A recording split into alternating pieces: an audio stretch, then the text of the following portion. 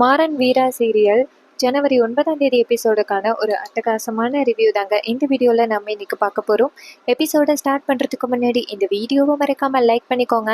உங்களுடைய ஒவ்வொரு லைக்கும் அடுத்தடுத்து வீடியோஸ் போடும் பொழுது எங்களுக்கு கொஞ்சம் இன்ட்ரெஸ்டிங்காகவும் என்கரேஜிங்காகவும் இருக்கும்.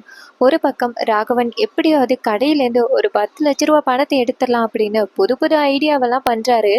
ஆனால் அந்த வீரா இருக்கிறதுனால எதுவுமே செல்லுபடியாகலை. ஒரு மிஷின் வாங்குறேன் அப்படின்னு சொல்லிட்டு ராகவன் அந்த மிஷினுக்கு கூட காசு சொல்லி வாங்கிடலாம் அப்படின்னு பிளான் பண்ணாரு. ஆனா அப்படியும் அது செல்லுபடி ஆகல. இதனால ராகவனுக்கு பயம் அதிகரிக்குது. ஆகா, அவன் இன்னும் கொஞ்ச நேரத்துல நம்ம கிட்ட காசு கேட்டு வந்துருவான், அவன் கிட்ட நம்ம என்ன பதில் சொல்றது அப்படின்னு ஒரே பயமா இருக்கு நம்ம ராகவனுக்கு. அப்ப இன்னொரு பக்கம் அந்த ஆளு கரெக்டா அந்த சாட்சி நேரா வீட்டு பக்கம் வராரு. அப்ப நம்ம ராகவன் வீட்டுக்குள்ள இருக்காரு. அந்த சாட்சி நேரா ராகவனுக்கு கால் பண்றாங்க. ராகவன் போனை பார்த்துட்டு அதிர்ச்சி ஆகுறாரு. ஆஹா, அவன் வந்துட்டா போலையே அப்படின்ட்டு வீட்டை விட்டு வெளியில வராரு. வெளியில வந்து பார்த்தா அந்த சாட்சி நிக்கிறாரு.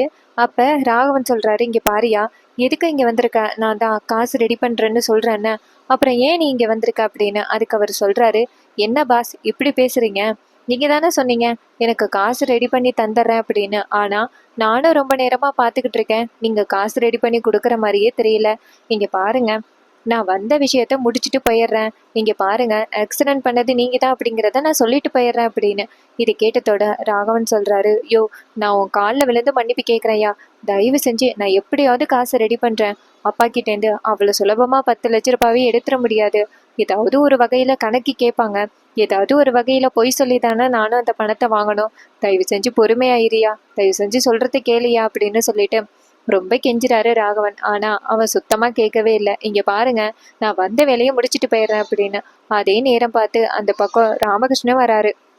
ராமகிருஷ்ணன் வந்துட்டு நேரா ராகவன் சாட்சிக்கிட்ட கெஞ்சிக்கிட்டு இருக்கிறத பார்த்துட்டு ராமகிருஷ்ணன் நேரா ராகவன்ட்ட, டேய் இங்க என்ன நடக்குது, எதுக்குடா அந்த சாட்சி இங்க வந்திருக்கான் அப்படின்னு கேட்க, அப்ப சாட்சி சொல்றாரு, ஒரு முக்கியமான விஷயத்த சொல்றதுக்காக தான் நான் இங்க வந்திருக்கேன் அப்படின்னு. இது கேட்டதோட அந்த ராகவன் சொல்றாரு, அப்பா அதெல்லாம் ஒண்ணு இல்லப்பா அப்படின்னு சொல்ல, அந்த சாட்சி சொல்றாரு, இங்க பாருங்க சார், நான் உண்மையை சொல்ல வந்தேன், அதனால சொல்லிட்டு போயிடுறேன் அப்படின்னு. ராமச்சந்திரன் கேக்குறாரு, அப்படி நீ என்ன உண்மையை சொல்ல போற? நீ தான் மாறன் தப்பே பண்ணல, ஆனா அவன் தான் அந்த மாதிரி பண்ணா அப்படிங்கிறது நீ திட்டம் போட்டு சொல்லியிருக்க. யாரை கேட்டு இதெல்லாம் பண்ற அப்படிங்கிறது தெரியல. மரியாதையா இந்த இடத்த விட்டு போ அப்படின்னு சொல்ல, இது கேட்டுட்டு ராகவன் சொல்றாரு, ஆமாப்பா, இவன் தேவையில்லாம பொய் சொல்றதுக்கு வந்திருக்கான், இவனை அனுப்பி விடுங்க அப்படின்னு. அப்ப அவர் சொல்றாரு, நான் பொய் சொல்ல வந்திருக்கனா? இங்க பாருங்க, ஆக்சிடென்ட் பண்ணதே உங்க மகன் தான். அன்னைக்கு குடிச்சிட்டு ஆக்சிடென்ட் பண்ணது உங்க பையன் ராகவன் தான். ஆனா அந்த மாறனை இந்த பையன் மாட்டி விட்டுட்டு அவ்வளோ நல்ல பிள்ளையா இருக்காங்க. இந்த மாதிரியெல்லாம் இருக்கவே கூடாதுப்பா.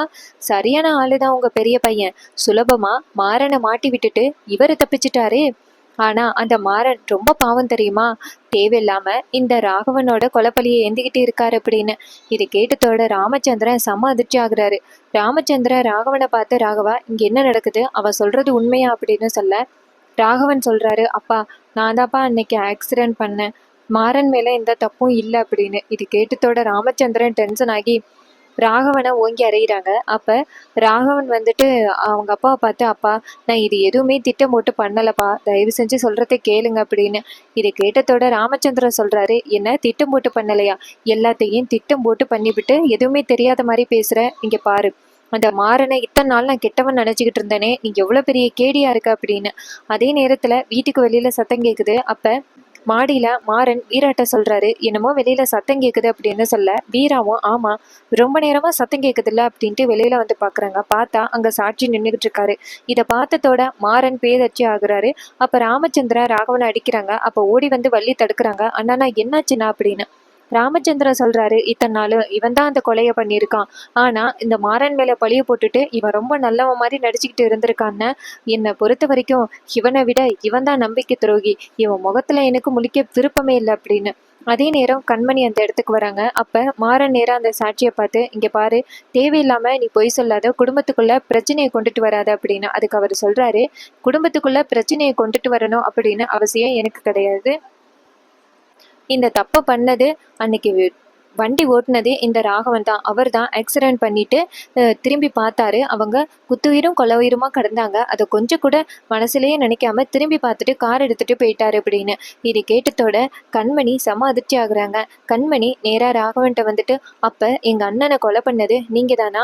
என் அண்ணனை கொலை பண்ணன உங்களையா நான் கல்யாணம் பண்ணேன் அப்படின்னு சொல்லிட்டு கண்மணி கோவப்பட ராகவன் சொல்றாரு, கண்மணி என்னை தயவு செஞ்சு மன்னிச்சிரு கண்மணி அப்படின்னு சொல்லி கெஞ்சுறாரு. ஆனா கண்மணி சொல்றாங்க, இங்க பாரு, இதுக்கு மேல ஒரு வார்த்தை பேசினேன்னா கண்டிப்பா நான் கொலை வெறி ஆகிருவேன். தயவு செஞ்சு என் முகத்திலேயே முழிக்காத. உன் கூடயா நான் இத்தனை நாளும் வாழ்ந்தேன் அப்படின்னு சொல்லிட்டு கண்மணி கழுத்துல கிடக்குற தாலியை கயிட்டுறாங்க. இதை பார்த்ததோட மாறன் அதிர்ச்சியாகி, இங்க பாருங்க நீ சொல்றது கேளுங்க அப்படின்னு சொல்ல, அப்ப கண்மணி நேரா மாறனை பார்த்து, செய்யாத தப்புக்கு நீ எவ்வளவு பெரிய பிரச்சனைகளை அனுபவிச்சிருக்க அப்படின்ட்டு தாலியை கட்டி ராகவன் மேல தூக்கி வீசுறாங்க. ராகவன் பேரதிர்ச்சி ஆகுறாரு. அப்ப கண்மணி சொல்றாங்க, இனிமே ஒன்னு ஜெயிலுக்கு அனுப்புறது மட்டும்தான் என்னுடைய முதல் குறிக்கோள் அப்படின்னு சொல்லிட்டு கண்மணி அந்த இடத்துல இருந்து வெளியில வராங்க. இதை பார்த்ததோட ராகவன் செம அதிர்ச்சியாகி அழுதுகிட்டு நிக்கிறாரு. அப்ப ராமச்சந்திரன் நேரா ராகவனை பார்த்து, இதுக்கு மேலேயும் நீ இந்த வீட்டுல இருக்கவே கூடாது, மரியாதையா இந்த வீட்டை விட்டு போ. மாறன் மேலே எந்த தப்பும் இல்லை. ஆனால் சுலபமாக மாறன் மேலே பழிய போட்டுட்டு நீ பாட்டுக்கு இத்தனை நாள் எதுவுமே தெரியாத மாதிரி இருந்தியல்ல. எத்தனை அவமானங்களை சந்திச்சிருப்பான் மாறன், எத்தனை கஷ்டங்களை சந்திச்சான். ஆனால் நீ கொஞ்சம் கூட விருப்பமே இல்லாமல் இருந்திருக்கியல்ல, கொஞ்சம் கூட மனசுல இறக்கமே இல்லாம இருந்திருக்கியல்ல. மாறன் உன் மேல வச்ச பாசம் கூட உனக்கு மாறன் மேல இல்லையில. அட்லீஸ்ட் அவன் அவமானப்படுறான் அப்படின்னு கூட நீ ஒரு வார்த்தை கூட சொல்லவே இல்லையில. நான் பண்ண தப்பு அப்படின்னு கொஞ்சம் கூட ஒத்துக்கவே இல்லையில. நீ எல்லாம் என்ன மனுஷன்? உன்னை போயா நம்பி இத்தனை நாளும் இருந்தேன். உன்னை நான் நம்பி இருக்கவே கூடாது. நீ இந்த வீட்டுல இருக்கிற நம்பிக்கை துரோகி. நம்பிக்கை துரோகிகளை என்னைக்குமே மன்னிக்கவே கூடாது. மரியாதையா இந்த வீட்டை விட்டு போ அப்படின்னு சொல்லிட்டு ராகவனை இந்த வீட்டை விட்டு போக சொல்றாங்க. இதை பார்த்துட்டு வள்ளி சொல்றாங்க, அண்ணா என்னண்ணா இப்படி சொல்ற? நீங்க பாருண்ணா, மாறன் வந்துட்டு ராகவனை காப்பாற்றணும் அப்படிங்கிறதுக்காக தான் அவன் இந்த தப்பை ஏந்திக்கிட்டான். தயவு செஞ்சு ராகவனை தப்பு சொல்லாத. ராகவன் ரொம்ப பயந்தவன், உனக்கு அப்பையிலேருந்தே தெரியும்ல அப்படின்னு.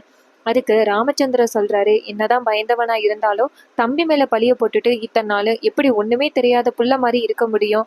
இவனை மாதிரி ஒரு துரோகியை இனிமே நான் என் கண்ணு முன்னாடி பார்க்கவே கூடாது.